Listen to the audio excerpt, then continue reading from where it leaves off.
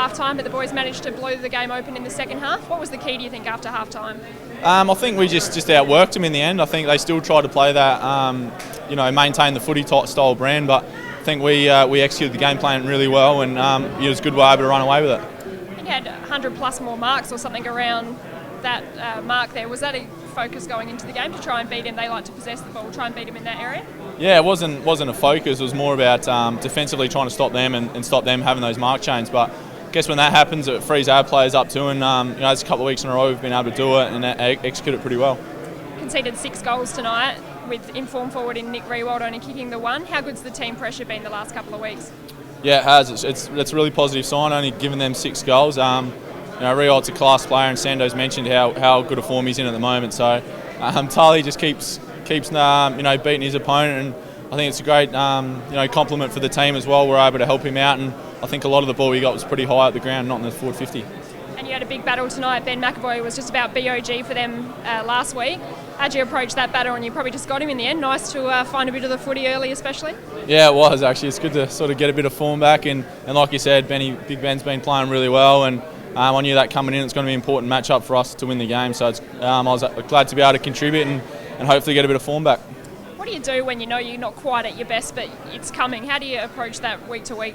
Yeah, it is frustrating because you definitely work harder on the track when you're not at your best. Whereas if you're playing well, things just flow and the weeks just come. But it has been a lot harder this year, and I've had to work harder. And I think now I'm starting to get a few more results, and which is good. And there's still a long way to go in the year yet. It's only round 8, so hopefully I can string some good games together. Won the clearances tonight and the contested possession last week as well. Where do you think the midfield's at in terms of getting back to that peak level that we saw last year? Yeah, I think that's a great indication of where we're at. That was our strength last year, without talking about it too much, and that's something we pride ourselves on, clearances and contested footy. So it's great to be back there, and I think we're getting a good contribution because Danger's playing a bit more forward, so is Tomo, and we've got players like Dougie, who's having almost a career best year, and Jared Lyons, who's all contributing. Rory Sloane had 15 touches in the second quarter. He just wills himself to contests. He's amazing, Sloane. He's he's starting to get a bit more attention from opposition teams now, and I think it's a credit to him because he works hard, and I reckon he mightn't be our best runner during pre-season, but come games he's definitely one of our best.